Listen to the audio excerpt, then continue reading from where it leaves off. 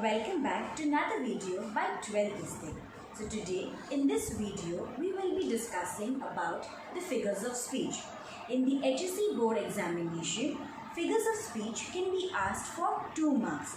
So they can ask you in the following ways. The first way is name and explain the figures of speech.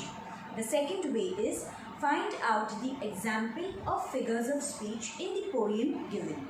The third way is pick any 2 figures of speech and explain. The fourth way is complete the table and explain the figures of speech. And the last one is identify the rhyme scheme. So now we will be beginning with our figures of speech. So figures of speech, there are 16 figures of speech.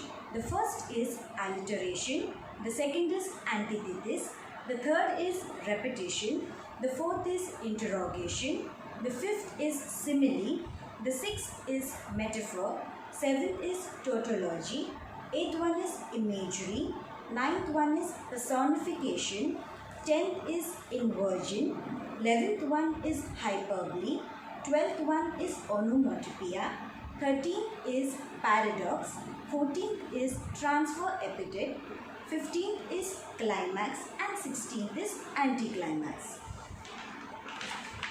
So now we will be discussing each figures of speech with example. The first one, that is alliteration. Now in alliteration, the sound of the initial letter is repeated for the poetic effect. For example, weavers weaving at break of day. So here the sound of W is repeated, so the figure of speech is alliteration. The second one is antithesis. The words having opposite ideas is being mentioned in the same line. The example is one small step for man, one giant leap for mankind. So here small and giant are opposite ideas mentioned in the same line. The third one is repetition. In repetition, the words are repeated for the poetic effect.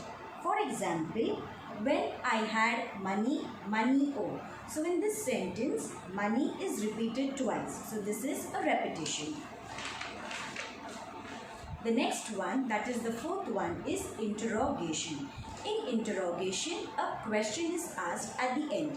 For example, why do we weave a garment so bright? So as a question is asked, the figure of speech is interrogation. The fifth one is simile. In simile, a direct comparison is made between 2 unlike things using words like so, as and like. For example, white as a feather and white as a cloud. So here direct comparison is made between cloud and feather with white. The sixth one is metaphor. Metaphor is indirect comparison is being made in the sentence. The words like so, as and like is not used. For example, weavers weaving at fall of night. Here, indirect comparison is made as adulthood is compared to thus the fall of night. The seventh one is tautology. The words containing the same meaning are used in the same sentence.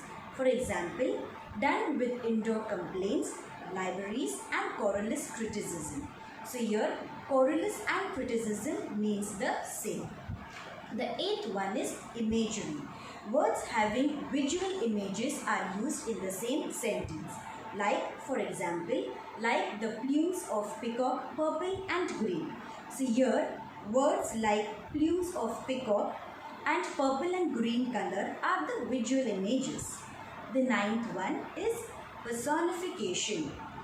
Personification is to give a human quality to a non-living thing.